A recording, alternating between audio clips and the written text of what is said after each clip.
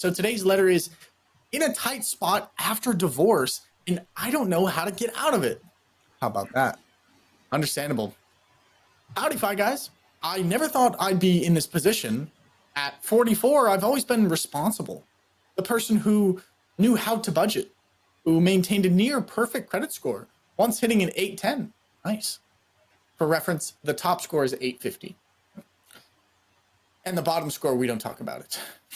It's a 350 though. And good luck getting there. Oh, you got to try to get there. Yeah. Speed. Yeah, I'm sure you could speed run it, but don't recommend it. Someone who navigated the complex world of buying a home and selling across multiple states like a seasoned pro, financially, I've always been in control.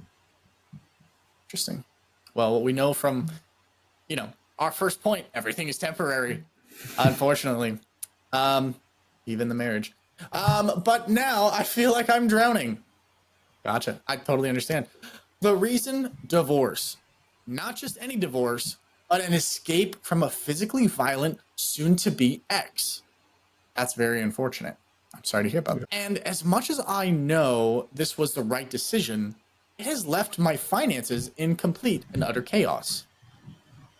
Here's where I stand. I have $55,000 of unsecured debt, mostly medical bills and legal fees from fighting to get out of the situation. Wow. Minimum debt payments of over $1,000 per month is bleeding me dry. Also, I have a solid income of $1,000 a year in tech, but it doesn't seem like it's enough anymore. Gotcha. Okay. We'll break that down. We'll definitely break that down. I've got $4,500 in alimony and child support. Unfortunately, it's non-negotiable. Of course, this is a huge part of the paycheck. $2,200 in rent for a place I don't even like, and I dislike where I'm living, and the thought of owning again feels like a distant dream. Understandable. Car, paid off. Nice. At least that's one thing I have that I don't have to worry about. And finally, student loans.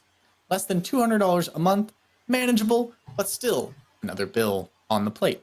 For the first time in my life, I feel like I'm suffocating. Like I'm financially shackled to a past I'm desperately trying to move on from. I want stability again. I want my debt under control. I want a home, not just a roof over my head, but something that's mine, something that feels safe. But with the way things are going, I don't know what my first move should be. I'm not asking for miracles. I'm just asking for a roadmap. How do I get out of this mess? What would you do in my shoes? Any advice is welcome. From weathered the storm, now comes the climb. I hope that financial freedom just takes time. How about that? Well, what a doozy. What a doozy. But that's the life. That's life. That's life. Life gets crazy sometimes. Life gets chaotic. And Dom, do you know from our viewer, is this a male or a female? Because I believe this is a male. Yes. Okay. I believe this is a male. So male perspective. Unfortunately, in an abusive relationship, uncommon, but that stuff happens. And when it does happen, it's tough on men. It's really tough on men, right? There's a lot of negative backlash from everybody, right, on the situation. So, I feel for the guy. This is tough. This is tough. It's definitely tough, especially a divorce, 44, kids in the picture, alimony's hot, the whole picture is rough. But there's some silver linings, definitely. Cars paid off, $180,000 a year in tech, which I'm trying to kind of discern where he lives. Does he live in, Silicon Valley? If so, $2,200 in rent is crazy cheap. I would assume you would know a little bit more than me in that market. Yep. That would be crazy, right? So I'm just kind of seeing the landscape, but I'm curious to see what would be like the next step. Obviously, we can't eat the whole 50-ounce steak in one bite, right? So you got to take it bite by bite. Are we talking maybe first steps, maybe first few months? What's the plan there, Chris? Yeah, before we get to that, I first just want to tell our listener that I understand I don't understand what you're going through. I don't know actually, but Like, I'm here for you, man. And that's got to suck, because that's the reason I asked it, because do you know if this is a male or a female? Because when someone says, like, I'm in an abusive relationship, my brain automatically, when you read that, was like, oh, it's a female. Yeah. And I'm sure as a male, when he tells people like, hey, I had to leave my wife because of an abusive relationship, most people are going to be like, what do you mean, man? Like, you're the guy. You should have just like put it in control. And like, that's not the way the world works. So, man, that's got to be really tough what you're going through. And I couldn't imagine leaving your spouse because of physical violence, and I'm sure other issues, and you still have to pay alimony. You still have to pay for all this stuff. So first, I just want to tell you, like, this is a terrible situation. I'm so sorry that you find yourself in it. I'm sure that you're a good dad. You're doing the best that you can. And know that it's going to be tough. Like, it's going to be tough.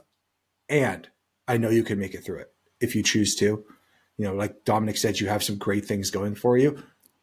There's a lot of stuff, but that doesn't mean that it can't all be taken down. I would be curious for the alimony and child support. Does that mean that you don't have the child or the children at all? Mm-hmm. Or are you just paying all of that just because? And I understand you said it's non-negotiable. I'm just kind of curious as to what that means, like how that happened, especially if she is was physically violent, or maybe it was another man. I don't know. I'm just kind of like, maybe it wasn't that. I have no idea. But if someone was physically violent, I would be quite concerned to have my kids with them if I'm not there. 100%.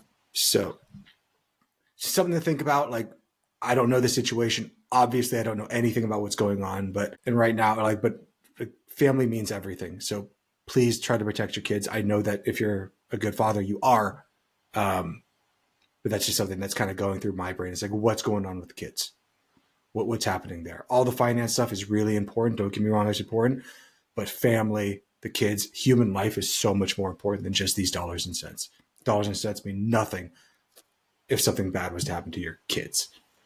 But with that being said, if I'm looking at this, the biggest fear to me is the unsecured debt and the alimony. And unfortunately, you said there's nothing we can do about the alimony, $4,500 a month. That's going to eat up a huge amount of your income.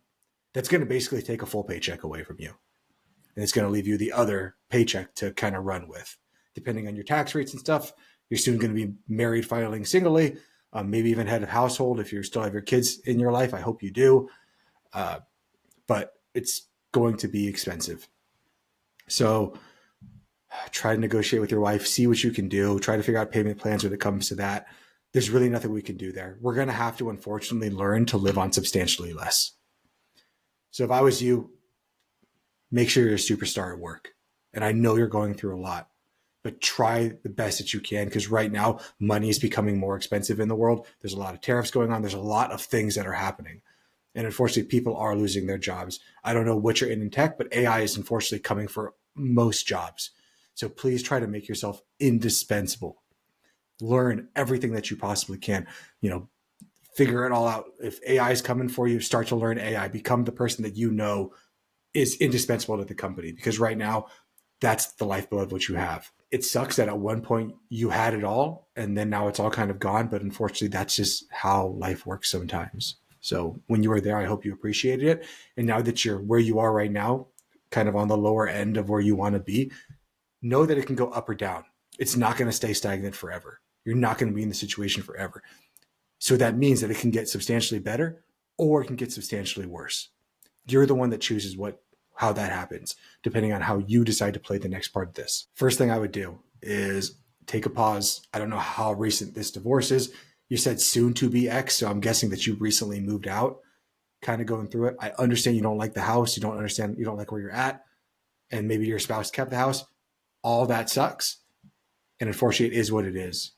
So the first thing I want to do is just take a pause, take a breath, feel your feelings. Because I'm sure right now you're just kind of tell me what to do about the money. I don't want to feel my feelings. And you're just trying to move and feeling that if I get to the next goal, it'll all be okay.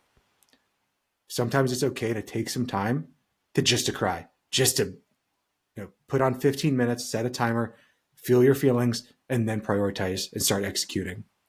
When it comes to the prioritization and executing, the first thing I'm going to do is I'm going to pause all non-essential spending. You said in the past you were like Mr. Budget. You knew what you were doing. So we need to start to create that crisis fund. I don't know. You didn't put anything in here about what kind of money we have. All you put was your salary. I don't know if you have, investment accounts, bank accounts, emergency savings, any of that. I hope we do, but I'm going to assume we don't. Since we have the $55,000 of uncollateralized loans, that's going to assume to me that we don't. If not, you probably would have paid for it while you were doing all that and not, probably not be writing in. So if I was you, I'm cutting out all non-essentials, all of them. You know that you have to pay the alimony. You have to pay rent. Lucky you don't have a car payment. You have to put food on the table. And the food that you're putting on the table, it does not need to be Ruth's Chris. Like, we need to start tearing it down. When it comes to medical bills, when it comes to legal fees, those are not as negotiable. When it comes to medical bills, which you said majority of your bills are, those are always negotiable. We've done an entire podcast on the do's and don'ts of medical debt. I can't remember what number that was. I think it was like 60 something, but you can go back and you can find that. The biggest thing I would say for that is don't put it on your credit card. That's just a mistake that so many people make in order to get that off of their plate, but then they end up creating a whole new issue. You can always negotiate medical debt. Just try to do it while it's still being controlled by the hospital. While the hospital or by the medical provider is trying to get the money, you can always try to negotiate with them. And they are far more likely to set up zero interest payment plans, even cut the bill in half. I've seen people who have negotiated with their hospital and got the bill cut down by more than half just through negotiation. The words you want to use is financial hardship. If I have to pay this $55,000, it will lead me to financial hardship, which for you is true. You're not negotiating. You're not lying. It's just fact. You can also explore those refinancing options. And for you, I would really start to search to try to create like a little bit of an emergency cushion, even if that's just $1,000. $1,000 of just something to feel okay. That's kind of your safety blanket, right? When it comes to the renting versus buying a new house, man, based on what you said here, right now buying a new house, I think would just be a no-go. I don't know where you live. Maybe you live but you have to be the one that evaluates that. I don't know where you live. I don't know anything about you. But buying a house, if you're going to get into a house right now with the interest rates the way they are, you're probably going to get into an older house. You get into an older house, the chance of something breaking is substantially higher. The nice thing about renting, if something goes wrong in your house, in your rental house, even if you don't like the place, you just make one phone call and it gets fixed. If you own the place, now you're shoveling out another $10,000, another $15,000 after closing costs, after all that. So whenever you buy a house, you have to also allocate another 10 to 20% just to close on that bad boy. And that's a lot of money. And a lot of money that unfortunately right now you just don't have. So long-term strategy, I'm going to try to negotiate that uncollateralized debt, and then I'm going to try to aggressively go after that and get that done. There's nothing we can do about the alimony at this point. I hope there is, but that's just going to be a fight that's going to come over time. So keep doing that. Rebuilding your credit is going to take time. There is no fast way to do that. So avoid late payments, keep your credit utilization low if you can. Just try to maintain as strong a credit score as you can, because if you want to move into another apartment at some point, another house, another rental, or even buy a house, that credit score is going to mean a lot. Even if you don't love the home you're in, look at this as like a temporary waiting place. It's only a rental. You don't have to love it. Look at it as a reprieve. I don't know where you live. Maybe $2,200 is a lot. Maybe $2,200 is a little. But right now, at least it's putting a roof over your head. So be thankful that at least you have that right now. The biggest things, like from emotional mindset stuff, because I know that this person knows what to do. They've done it before and they know what they have to do. Mm-hmm. They have to limit their income or try to increase their income as much as they can. They have to limit how much is going out, and they have to throw everything at that debt. They have to throw everything at the child support. They know what they have to do. Now it's just the hard part of doing it. You need to give yourself grace. Divorce is financially and emotionally one of the most draining things that people can go through in their life. But know that just like in everything in life, it is temporary. And you are rebuilding right now. And everything that you're going through will be rebuilt. And one day you will look back on this. I know right now when I say this, you're going to be like, F you. But one day you're going to look back on this and be like, thank goodness I went through that in order to get me to where I am now. Yeah. Right now, you can't see it. In 10 years, 20 years, you're going to look back on it and be like, I'm glad I went through that. It was awful and it got me to here. Number 2, seek professional guidance, whether that's a financial coach or an advisor that can provide a customized plan or help to speed up the recovery. I would just avoid any advisors that's going to be taking commission. So you can ask, are you a fiduciary? Are you a broker? And look at their incentives. How are they being paid? Are they being paid hourly or are they being paid off of commissions for selling you things? A divorce attorney might be a good, or another like attorney might be another good one for the alimony, just to look at. Some people do pro bono work. There's always things out there. You can always even go to ChatGPT. ChatGPT is not the final word, but it's a good way to start for free and then to kind of go from there. Claude, Gemini, DeepSeek, whatever one you want. They all work, but that does not stop professional and personalized guidance that you can get from a real professional who works in the industry, because there are no right answers, because no one knows until you go to court. Final thing, you need to focus on your goals. Every smart financial move you make today gets you a step closer to being debt-free and a stable future. Stick on the values that you have. I don't know what's going on with the kids. I don't know what's going on with the wife, but I hope that you're trying to have a good relationship with your children and try to do all that. Remember what's really important. All this money stuff, yes, it's important, but it's not the most important thing. The most important thing right now is your kids. And if right now they're at a house with a physically violent parent who's at least only physically violent to you, hopefully not the children, we don't know if that can transfer. We don't know if you were just the punching bag. And now that you're out of the picture, they don't become that. So be there for your kids. Check in with them as much as you possibly can. And even, I know it sounds hard, but like even be there for your spouse. Like love on your spouse, because if they had maybe the love that they needed, they wouldn't be the way that they are. And I know that's hard to hear right now, but just try to take that wider perspective. Remember that we're all on this same rock, hurtling through empty space. Yeah. But bro, you got this. I wish I could give you like, just do these 3 things and you're going to get done. It's going to take time. It could take 10 years. It could take 20 years. And if you keep on working at it, you will get out of it. Yeah. You will. You might not get to the destination that you want, but you'll get to a better destination than you are at right now. Yeah. Another anecdote I kind of wanted to add from a story I heard from an investor that I followed, Bill Ackman. This was, I don't remember which crash this was, but there's a point in his life where he had lost $4 billion. He was being sued by his investors, and his wife was divorcing him. And he was left with almost nothing. Like actually not like a billionaire's version of nothing. Like, no, I mean like actually like left with nothing. I think he had to borrow money from his parents. And they asked him how he got through that. It's a lot to go through a lawsuit. Your company's failing and your wife is leaving you. And he said, I just try to improve a little bit every day. Improve a little bit on the divorce, get a little bit closer, improve a little bit on the company, improve a little bit on the lawsuits, just get a little bit closer every day.